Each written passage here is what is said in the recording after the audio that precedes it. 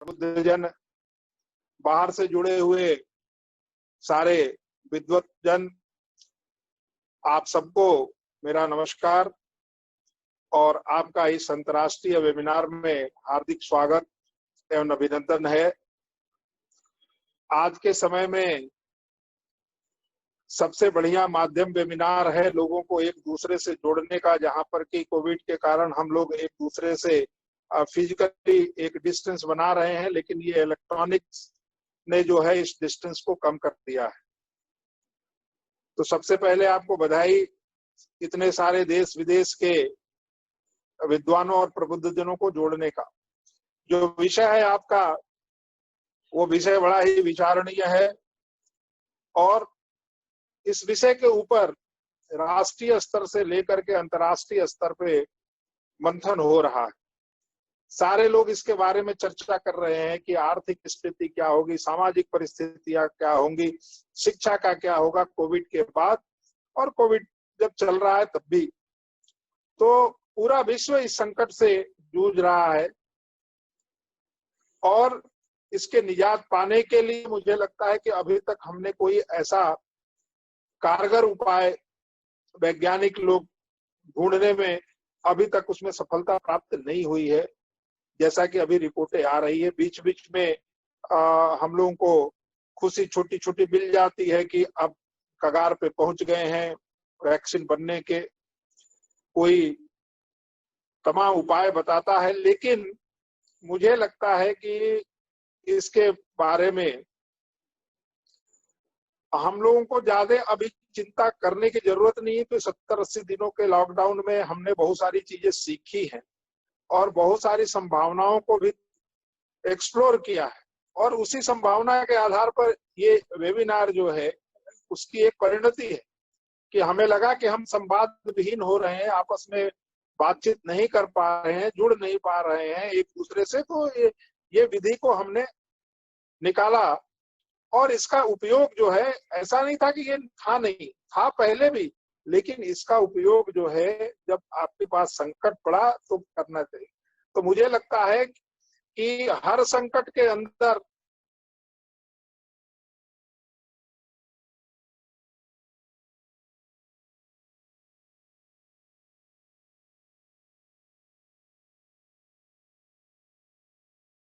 राष्ट्रीय स्तर पे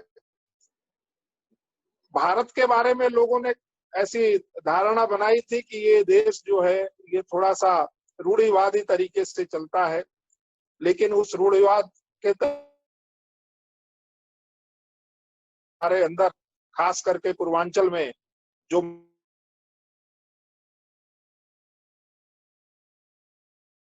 क्योंकि हर पूर्वांचल के व्यक्ति को लगता है कि मुझे कोरोना नहीं होगा, मेरे बगल वाले को हो सकता है। और इस गलतफहमी में जीने के कारण जिस तरह से आपने सड़कों पे आपने देखा है, आप दुकानों पे देखिए, जिस तरह से लोग जो है अनुशासन को नहीं फॉलो कर रहे हैं, और जिसके कारण जो लग रहा था कि वाराणसी और आसपास के क्षेत्र जो है इससे मुक्त हो जाएंगे, पुनः एक बार संख्या बढ़ने लगी है। और इसमें किसी का दोष नहीं है, दोष है कि हमारी जो मानसिकता है उसके ऊपर। जहां मना किया जाता है कि भीड़ भाड़ में नहीं जाए, सुरक्षा का दृष्टि ध्यान रखें, हमें लगता है कि हमने अपने संस्कार बना लिए हैं कि जो भी कहा जाए उसका उल्टा करेंगे, तभी जाकर के मेरी प्रतिष्ठा में जो है 4 चांद लगेंगे। तो पहले तो पूर्वांचल के लोगों की मानसिक कानून के तहत जो कुछ भी सरकारें कर रही हैं, ये कोई रूल नहीं है, ये आपके पास कोई दूसरा साधन नहीं है बचाव के अलावा। और बचाव से ही जो कुछ भी हुआ है, बचा है, वो बचाव से ही बचा है। डॉक्टरों ने भी हाथ खड़े कर लिए, उनके पास कोई दवा नहीं है, वो केवल आपको कैसे रेगुलराइज आपके लाइफ, आर्थिक दृष्टि से सवाल है। निश्चित तौर पे पूरा विश्व जो है इस संकट से जूझ रहा है। जो सबसे बड़ी अर्थव्यवस्था थी उसकी, छोटे देशों को भी देखा है, लेकिन भारतवर्ष की अर्थव्यवस्था जो है उसकी जो नींव है इसी पे आधारित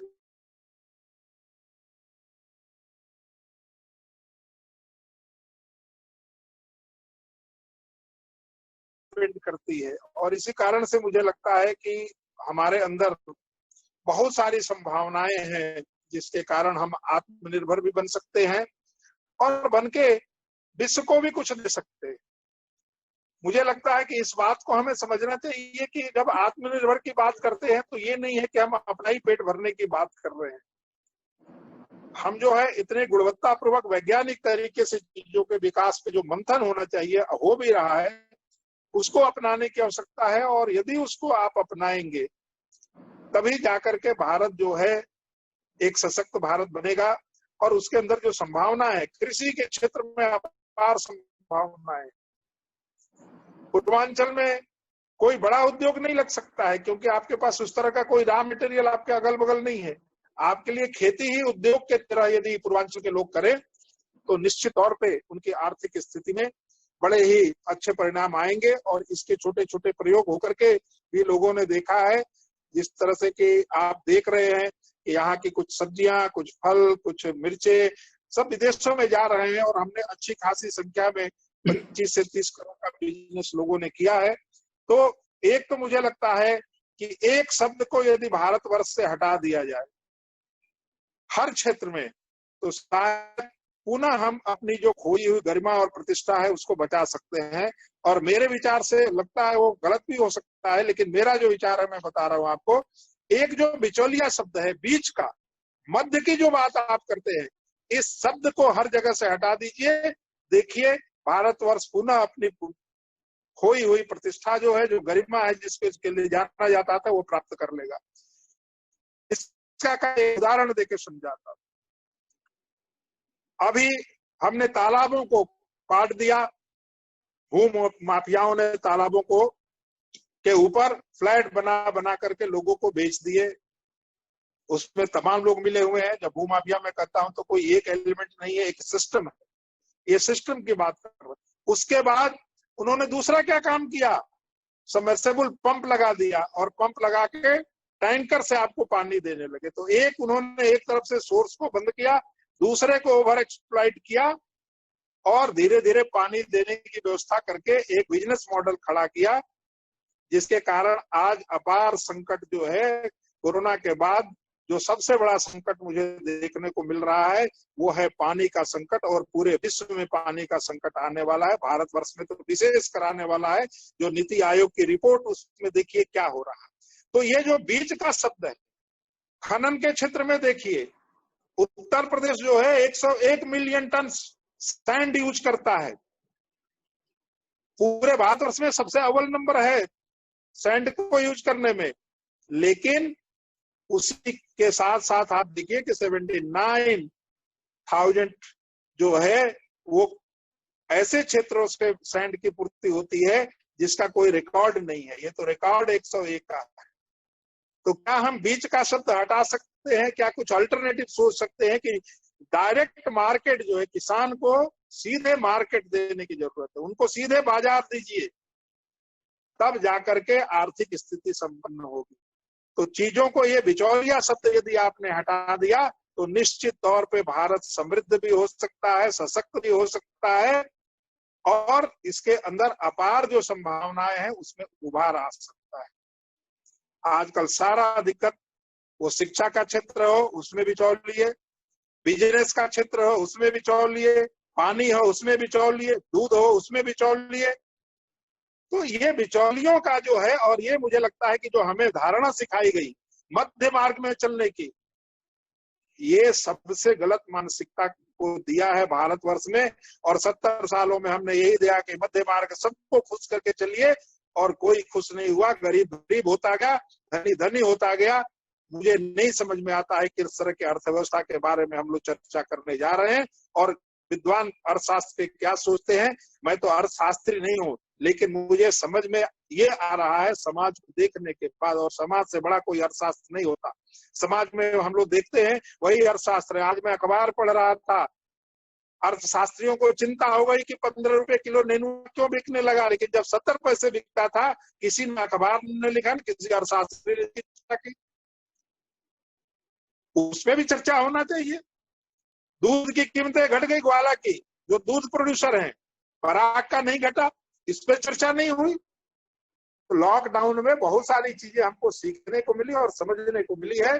निश्चित तौर पे जो आपका पैनल है इतना समृद्ध है, इतना सुंदर है, इतना सशक्त है कि निश्चित तौर पे इन सारी विषयों पे जरूर मंथन करेगा और मंथन करने के बाद स्वतंत्र विचारक के रूप में अपनी बातों को रख करके बड़ी शुद्धता के साथ क्या होना चाहिए भारत के विकास का खाका, भारत के विकास का मॉडल, भारत के विकास की मॉडल की हम बात करते हैं तो केवल एक शिक्षा नहीं है, केवल इकोनॉमिक्स नहीं है, सोशल से लेकर के इकोनॉमिकल सिचुएशन को लेते हुए और एक सार्वभौमिक और सशक्त समाज किस तरह से बन सकता है इसके बारे में हम लोगों को चर्चा करनी चाहिए। और निश्चित तौर से मुझे पूर्ण विश्वास है कि जो पैनल है उनमें इतने बड़े बड़े विद्वान हैं कि बहुत सारे अच्छे विचार आएंगे। मैं एक बार पुनः आप सभी को बधाई देता हूं, शुभकामनाएं देता हूं कि आपने इतना अच्छा आयोजन किया और मैं इंतजार करूंगा कि इससे निकलने वाला जो सार तत्व है, जो मंथन के बाद निकलेगा, वो समाज के लिए कितना उपयोगी होता है। और यही मुझे लगता है कि सार्थकता होगी इस अंतर्राष्ट्रीय वेबिनार की। इन्हीं शब्दों के साथ संयोजक महोदय को, प्राचार्य महोदय को एक बार पुनः बधाई एवं धन्यवाद। नमस्कार।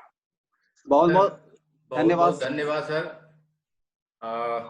आपके जो ये विचार हैं निश्चित रूप से बिचौलिया और मध्यम मार्ग पर आज हम लोग अगर चर्चा को आगे बढ़ाएंगे।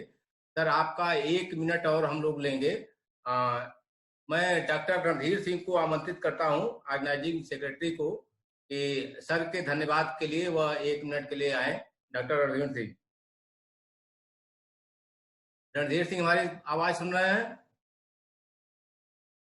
Organising secretary doctor Randhir Singh, आवाज आ रही है?